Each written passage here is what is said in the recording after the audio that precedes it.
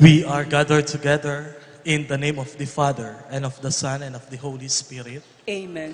The grace of our Lord Jesus Christ and the love of God and the communion of the Holy Spirit be with you always. And with your spirit. Magandang umaga po sa inyong lahat. Magandang umaga rin po. Kumusta na po kayo? Mabuti po. Today, we are now on the 32nd Sunday in Ordinary Time. And in our Gospel for today, we will hear Jesus telling His disciples and the crowds about the good example of the widow woman. And He also reminded the disciples to be vigilant and to be steadfast in following the scribes. And for us to be worthy to celebrate this sacred mystery, once again, let us call to mind our sins and ask for the Lord's forgiveness and pardon. Altogether, I confess To Almighty God and to you, my brothers and sisters, that I have greatly sinned in my thoughts and in my words, in what I have done and in what I have failed to do, through my fault, through my most grievous fault. Therefore I ask Blessed Mary, ever Virgin, all the angels and saints, and you, my brothers and sisters, to pray for me to the Lord our God. May Almighty God have mercy on us, forgive us our sins, and bring us to everlasting life. Amen.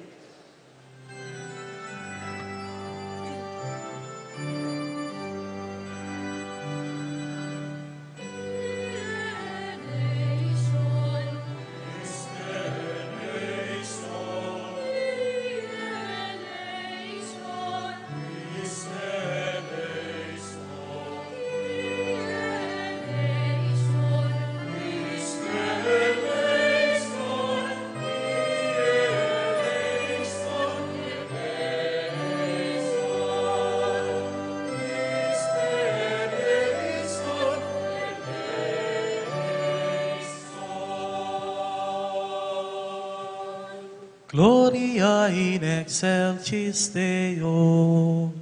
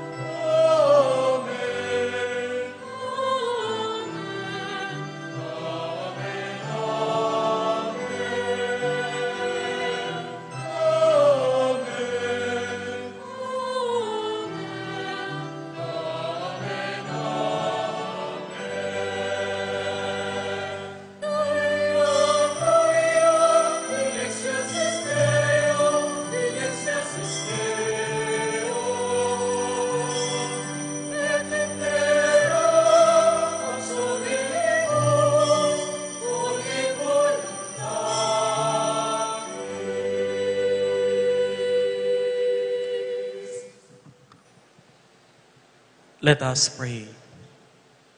Almighty and merciful God, graciously keep from us all adversity, so that, unhindered in mind and body alike, we may pursue in freedom of heart the things that are yours. Through our Lord Jesus Christ, your Son, who lives and reigns with you in the unity of the Holy Spirit, God, forever and ever. Amen.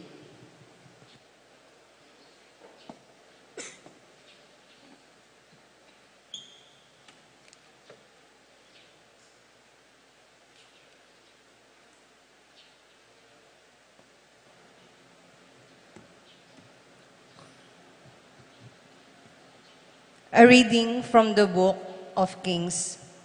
In those days, Elijah the prophet went to Zarephath.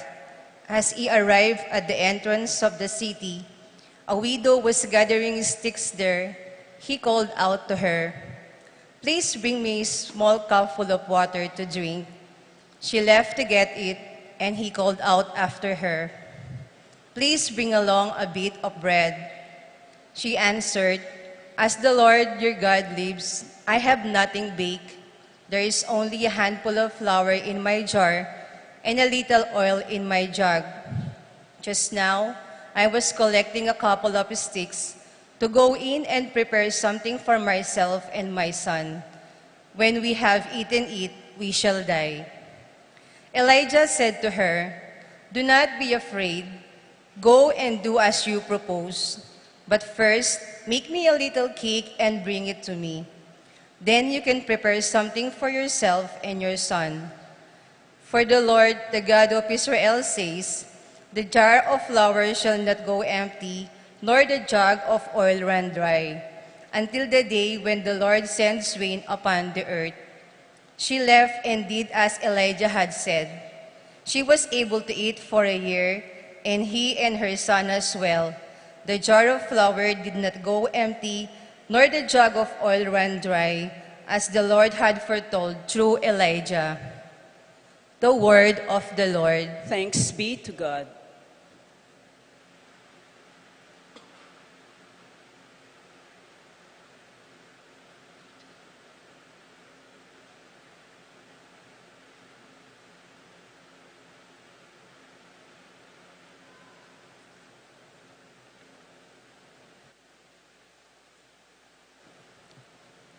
Responsorial Psalm. Praise the Lord, my soul. Praise the Lord, my soul. Let us sing together.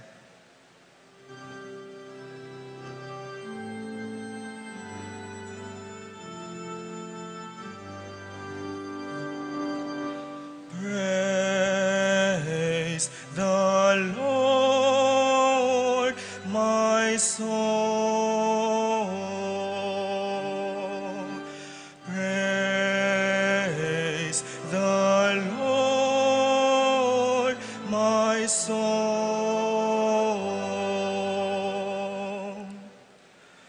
The Lord keeps faith forever, secures justice for the oppressed, gives food to the hungry. The Lord sets captives free. Praise the Lord, my soul.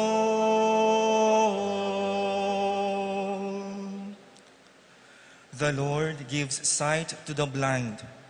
The Lord raises up those who were bowed down. The Lord loves the just. The Lord protects strangers. Praise the Lord, my soul.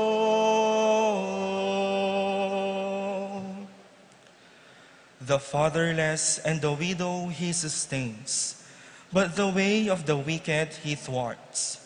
The Lord shall reign forever. Your God, O Zion, through all generations. Alleluia. Praise the Lord, my soul. Praise the Lord, my soul.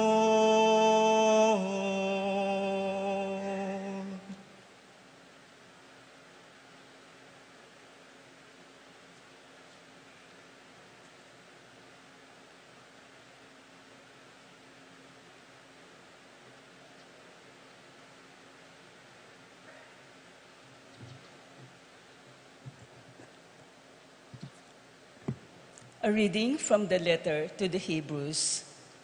Christ did not enter into a sanctuary made by hands, a copy of the true one, but heaven itself, that he might now appear before God on our behalf. not that he might offer himself repeatedly as the high priest enters each year into the sanctuary with blood that is not his own. If that were so, he would have had to suffer repeatedly from the foundation of the world.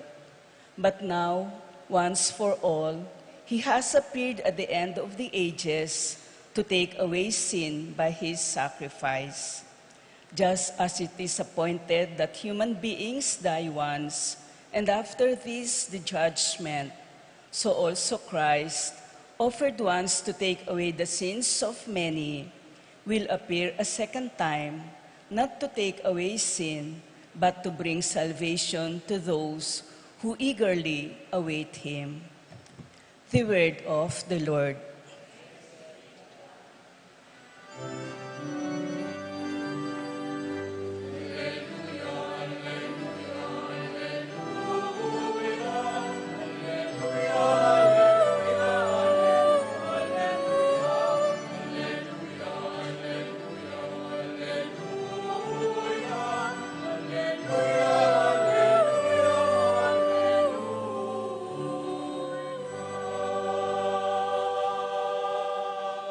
Blessed are the poor in spirit, for theirs is the kingdom of heaven.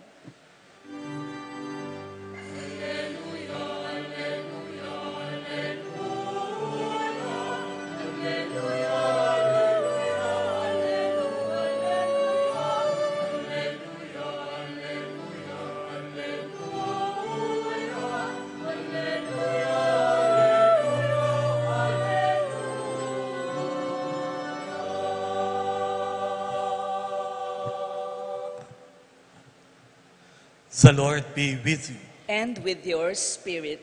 A reading from the Holy Gospel according to Mark. Glory to you, O Lord.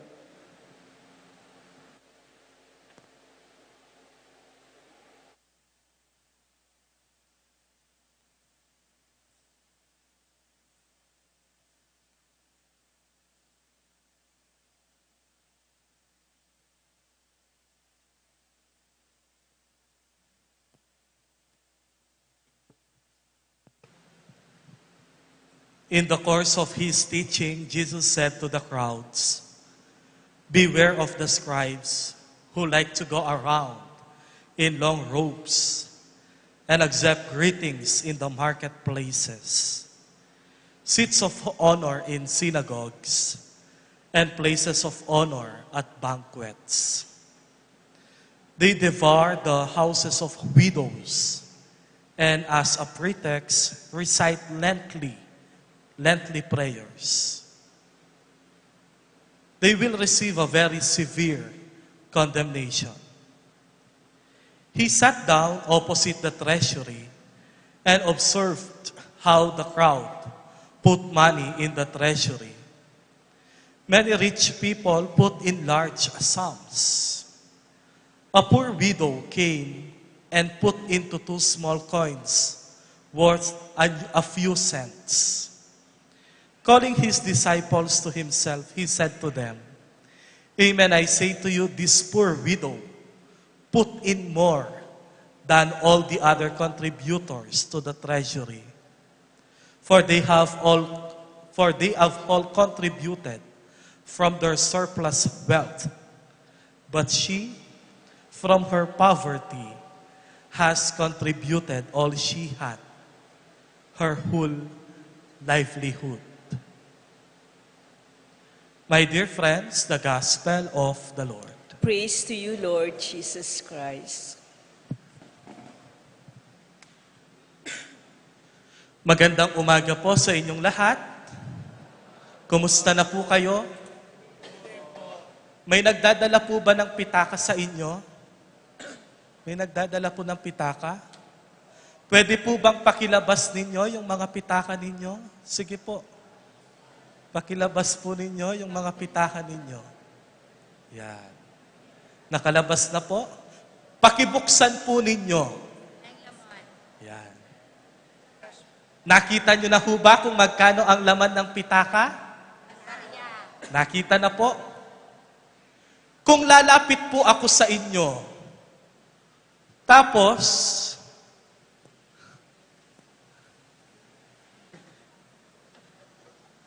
itututok ko po sa inyo yung pangsalod. Tapos sasabihin ko sa inyo, pwede niyo pong pakilagay lahat ng laman ng pera ninyo. Yan. Lahat na po yun? Yun na po lahat? Sige po. Kung lalapit po ako sa inyo, tapos sasabihin ko, lagay niyo po lahat ng laman ng pitaka ninyo. Ilalagay po ninyo. O magtitira pa kayo ng konti. Sige po, pakikuha mo, tita. Joke lang yon, ha? Kung lalapit po ako sa inyo, tapos ipapalagay ko lahat, sigurado, you will not give everything. You will just give a few. Perhaps, yung sobra. Pero siguradong magtitira ka para sa'yo. One time, nasa supermarket po ako sa SM. Habang nakapila sa cashier, mayroong mag-ina, kasama niya yung anak niya.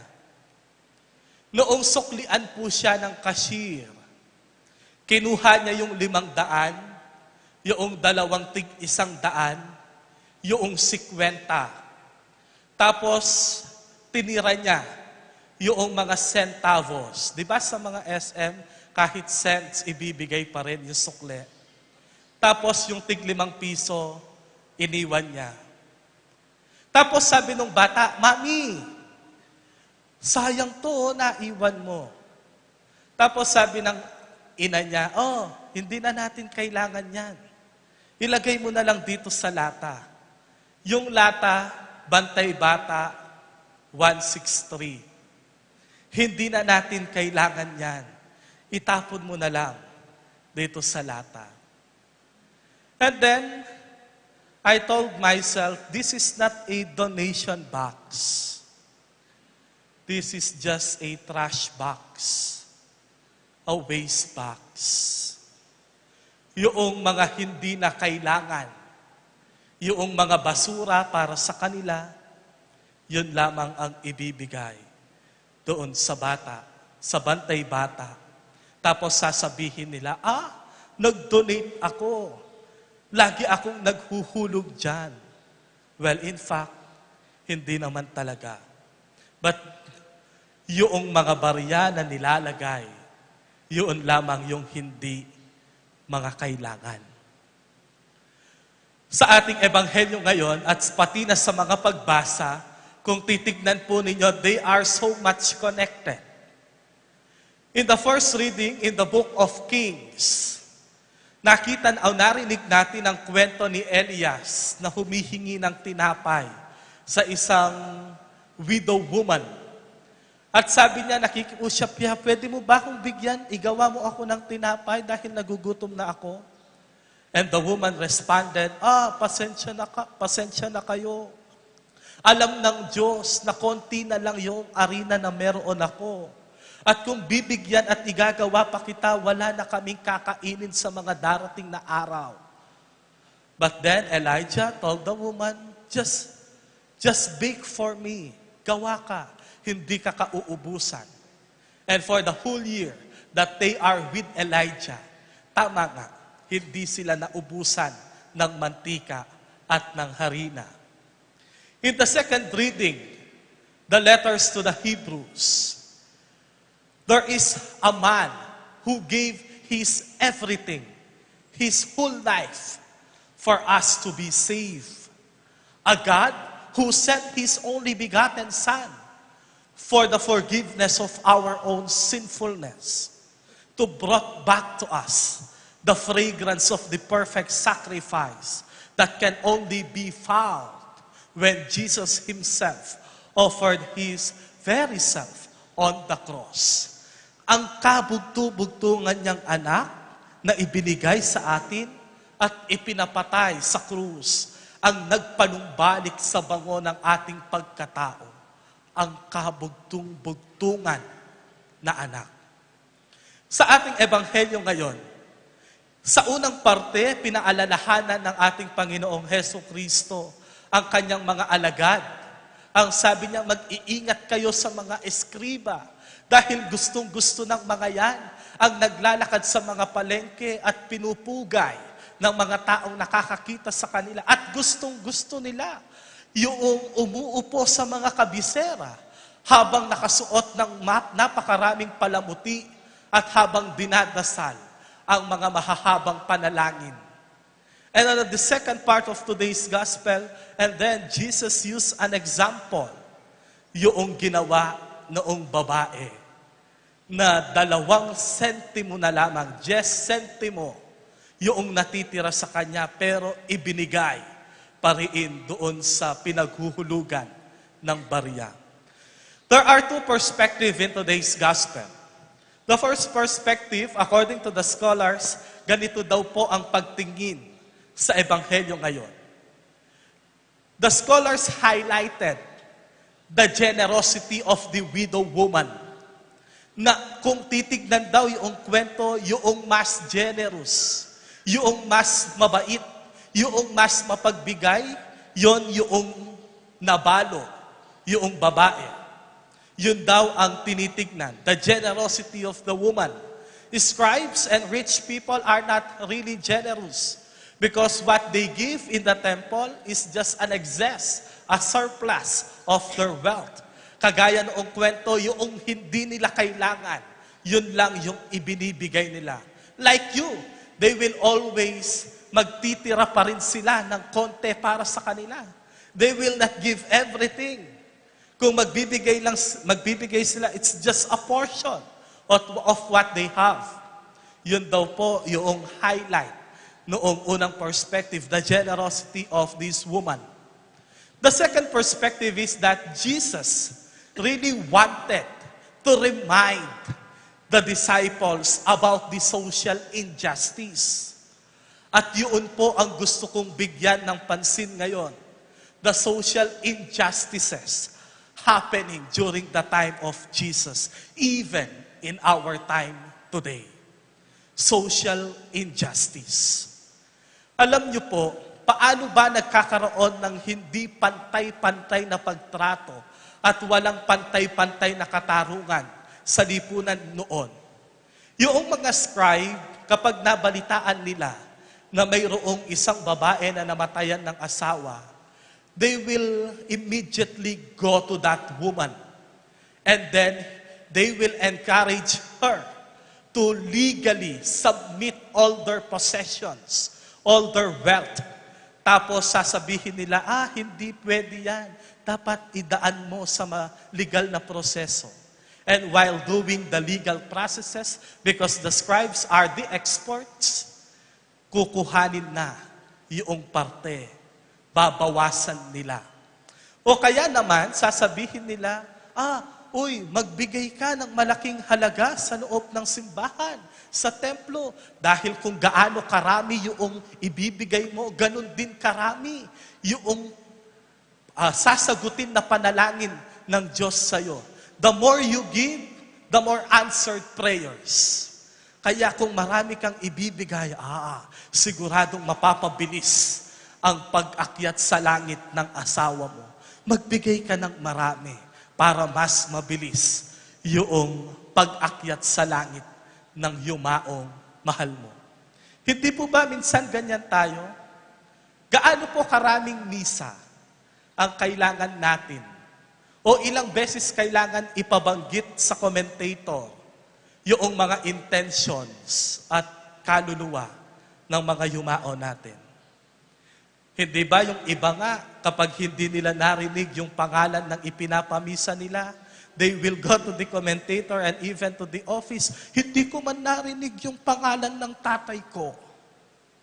Gaano ba, ilang misa ba ang kailangan para umakyat sa langit yung ipinapanalangin natin?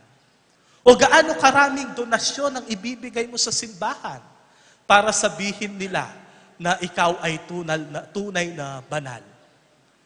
O gaano karaming kabutihan ang kailangan mong ipakita, ang pagmamalasakit na kailangan mong ibigay para masabi mo na ikaw ay isang mabuting tao? How many are we going to sacrifice for us to be considered holy and just? Gaano karami? After looking in that context, to that context, ano ngayon ang ibig sabihin ng ebanghelyo natin ngayon? Simple lang. Be more considerate. Do not force someone who is not able. Huwag mong puwersahin ang isang tao kung hindi niya kaya. Kung hindi niya kaya, huwag mo siyang pilitan. Kung hindi niya kaya, please consider them. Iniisip ko, habang inihuhulog noong babae, yung 2 bariyang natitira na lamang sa kanya, I think, thank you very much. I think she was full of hesitations. Nagdadalawang isip siya kung ihuhulog ba niya o hindi. Dahil kapag ibinigay pa niya, siguradong wala na siyang makakain sa susunod na araw. Naranasan niyo na po ba yun? Yun na lang sana. Alam mo, hindi ka na makakabili ng pangtanghalian. O hindi ka na nakamisadsad king tuto king aldo. But you have to give it. Kasi sasabihan do, potang binyeme, miyabe ka karing mirinan tupad. Potang may mayad ka, siguradong ating kang ayuda. Potang may mayad ka, siguradong mirinan ka. Mumupin balo ng kapilan, pero siguradong dinanda ka. I think that woman was so full of hesitations. But the scribe, sige, ihulog mo na. Ihulog mo na. Mas mapapabilis ang pag-akyat sa langit ng ipinagdarasal mo. I hope, let us be more considerate. Let us not force someone who is not able to give what is right. King kapangpangan natin lang masanti nga ama nung gagamitan nga da, pakibalak mula. Pakibalak tala sana, ring tawong may na. Pakibalak lang parati ring magailangan. Pakibalak lang parati ring matwa ang pong kayanakan. Halimbawa, nung mikakaluguran kayo, bisa kong mga kingwal, pero in kaluguran nyo, alayang obra, alayang pera, nako mamangan king mal a restaurant. Pakibalak ne. Bang kanita, man lunto makarine. Nung alimbawa, mako kayo, yun sisingilan. Kusayo niya mong sopan. Yun napapakit ing ating contribution nung balo mo namang alayang pamayad. Bang kanita, mibaba, dangalan. Let us be more considerate. Pakibalak, talasanang parati. Because at the end of the day, what we give, and when we give, I hope it is not just a surplus. Aliwa mo itang eta mo kailangan. Nune itang parati tamong bibye.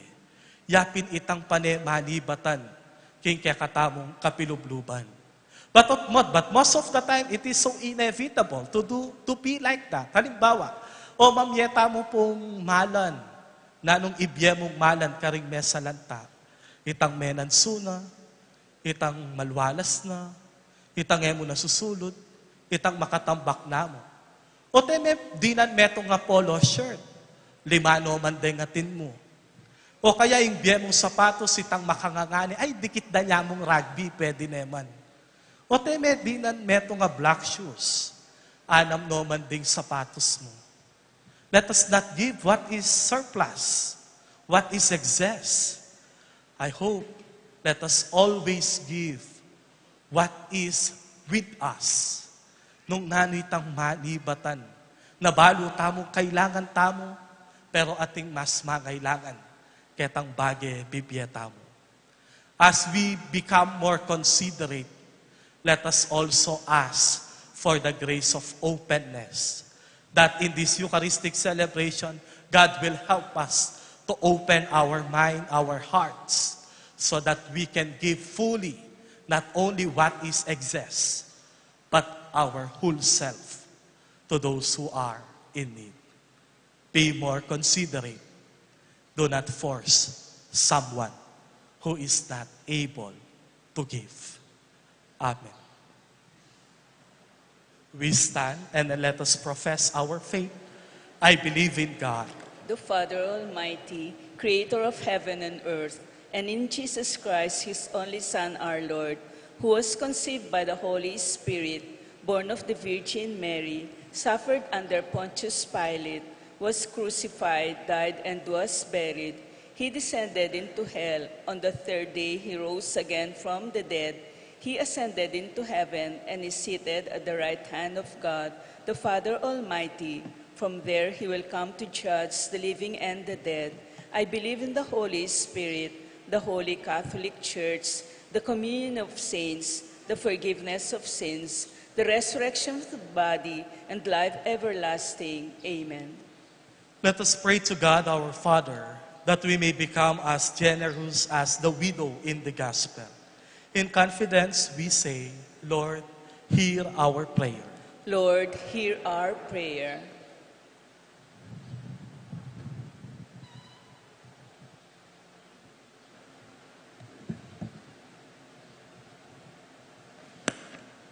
May bishop, priests, and deacons rekindle the divine gift they receive at their ordination by serving God's people with generous hearts, we pray. Lord, hear our prayer. May our civil and political leaders be selfless in their service for integral development of the whole society, we pray. Lord, hear our prayer. May those who care for the sick and the elderly, the doctors, nurses, caregivers, and medical staff offer their sacrifices to God and find strength in His providence, we pray. Lord, hear our prayer. May philanthropists and charitable institutions continue to share their blessings and receive their reward from God, who is never outdone in generosity, we pray. Lord, hear our prayer. May the dead be forgiven of their sins and be welcomed into God's eternal bosom, we pray. Lord, hear our prayer. Let us pray for the urgent concerns of our community and our personal intentions.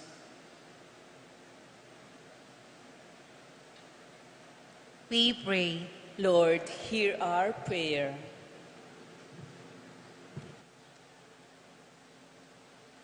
O God, may these our prayers help us to open our hands, to give our gift from our hearts, and to share it to those in need. We ask this through Christ our Lord. Amen.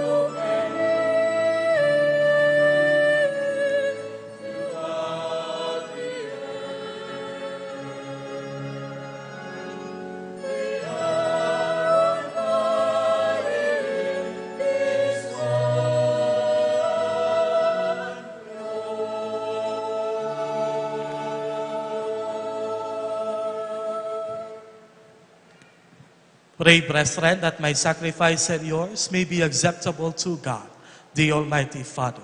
May the Lord accept this sacrifice at your hands for the praise and glory of his name, for our good and the good of all his holy church. Look with favor, we pray, O Lord, upon the sacrificial gifts offered here, that celebrating in the mystery the passion of your Son, we may honor it with loving devotion. Through Christ our Lord. Amen. The Lord be with you. And with your spirit, Lift up your hearts. we lift them up to the Lord. Let us give thanks to the Lord our God. It is right and just. It is truly right and just, our duty and our salvation, always and everywhere to give you thanks, Lord, Holy Father, Almighty and eternal God. For when your children were scattered afar by sin, through the blood of your Son and the power of the Holy Spirit, you gathered them again to yourself, that a people formed as one by the unity of the Trinity, made the body of Christ and the temple of the Holy Spirit, might to the praise of your manifold wisdom be manifested as the church. And so in the company with the choirs of angels, we praise you, and with joyful celebration we acclaim.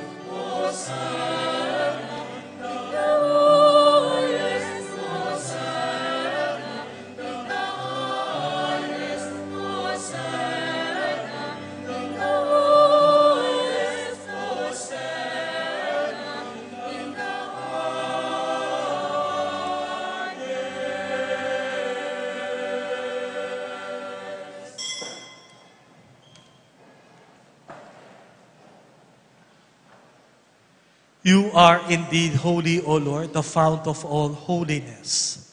Make holy, therefore, these gifts, we pray, by sending down your Spirit upon them like the dewfall, so that they may become for us the body and blood of our Lord Jesus Christ.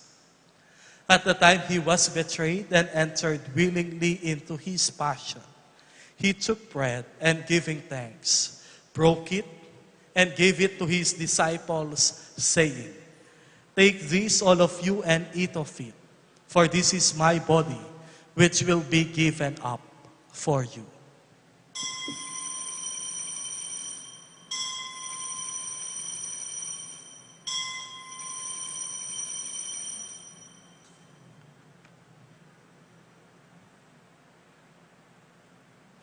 In a similar way, when supper was ended, he took the chalice and once more giving thanks, he gave it to his disciples, saying, "Take this, all of you, and drink from it, for this is the chalice of my blood, the blood of the new and eternal covenant, which will be poured out for you and for many, for the forgiveness of sins. Do this in memory of me."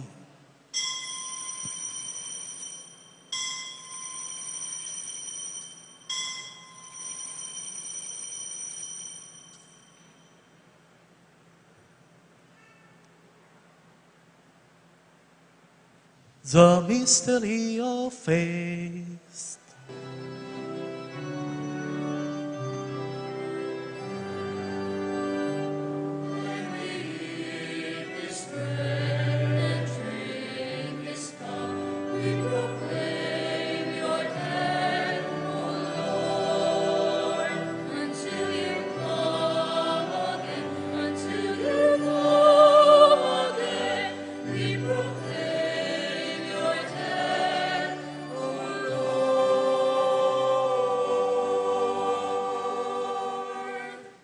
Therefore, as we celebrate the memorial of his death and resurrection, we offer you, Lord, the bread of life and the chalice of salvation, giving thanks that you have held us worthy to be in your presence and minister to you. Humbly we pray that partaking of the body and blood of Christ, we may be gathered into one by the Holy Spirit. Remember, Lord, your church spread throughout the world, and bring her to the fullness of charity, together with Francis, our Pope, Florentino, our Bishop, Paciano, our Bishop Emeritus, and all the clergy. Remember also our brothers and sisters who have fallen asleep in the hope of the resurrection, and all who have died in your mercy. Welcome them into the light of your face.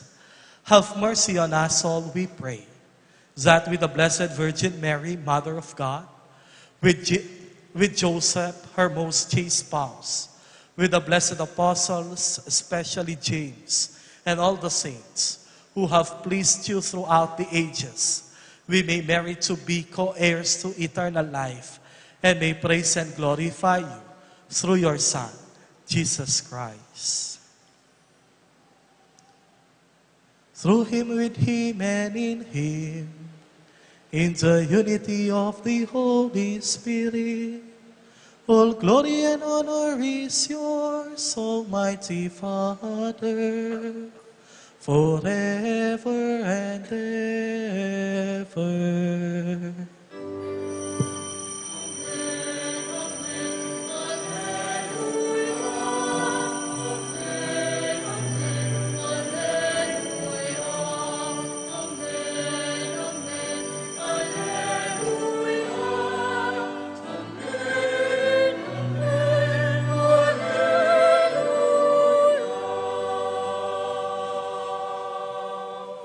As one family, let us call on to God, our Father.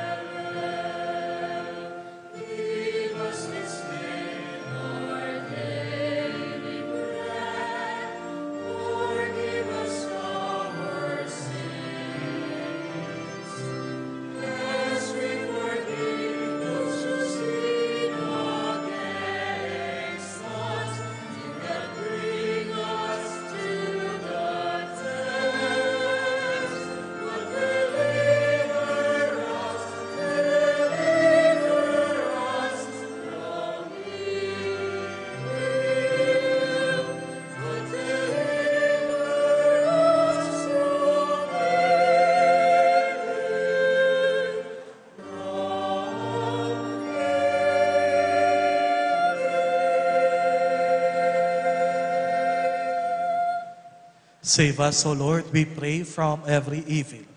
Graciously grant peace in our days, that by the help of your mercy, we may be always free from sin and safe from all distress, as we await the blessed hope and the coming of our Savior, Jesus Christ.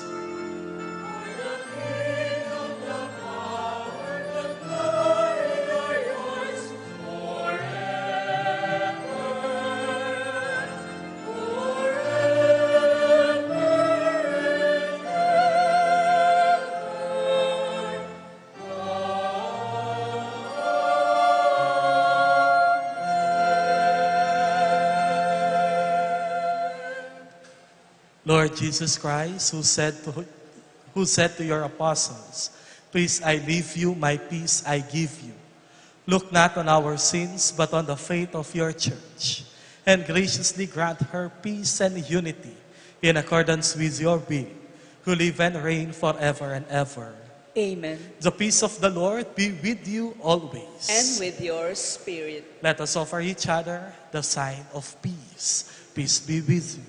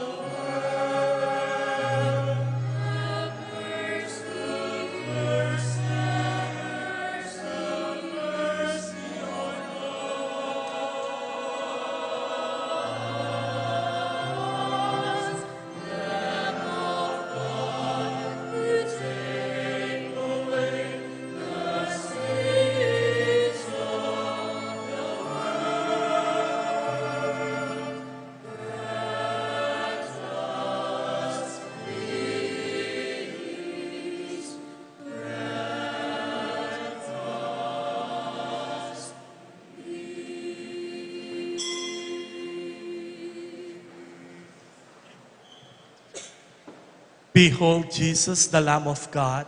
Behold him who takes away the sins of the world. Blessed are those called to the supper of the Lamb. Lord, I am not worthy that you should enter under my roof, but only say the word, and my soul shall be healed. May the body and blood of Christ will bring us to an everlasting life. Amen.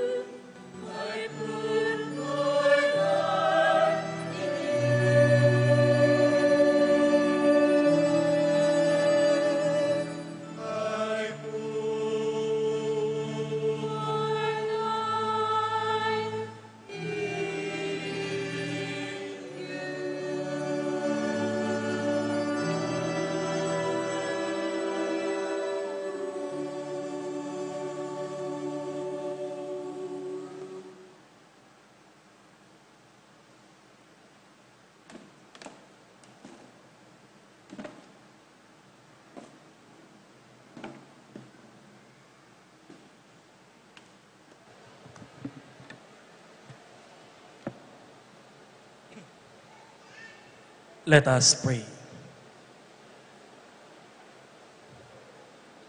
Nourished by this sacred gift, O Lord, we give you thanks and beseech your mercy, that by the pouring forth of your Spirit, the grace of integrity may endure in those your heavenly power has entered. Through Christ our Lord. Amen. Let us not forget to be more considerate. Let us not force someone. Etala pipilitan nung eda agyu. At etala pipilitan nung alalang agyu. Bagkus, umetalang intindyan. Karing-karelang kabilyan. And when we give, let us not give what is an excess. Aliwa mo itang nung nanu ing sobra, ang pong emo kailangan. Nune sana potang mamye, agyang ingkekang gagamitan, lalo na nung iti manibatan niya, kingkekang kabilubluban, eme sana kakalingwan bibye, lalo na karing taong mangailangan. Kaya kayongan pong sabla, to all of you who participated in this Eucharistic celebration, thank you very much sa inyong lahat. And in a very special way, I would like to thank our choir for today for their majestic and so angelic voices. Palakpakan tala po rin kakatamong choir. The Lord be with you. And with your spirit. And may Almighty God bless you together with your families and loved ones, the Father, the Son, and the Holy Spirit. Amen. The Eucharist has been offered. We go now in peace. Thanks be to God.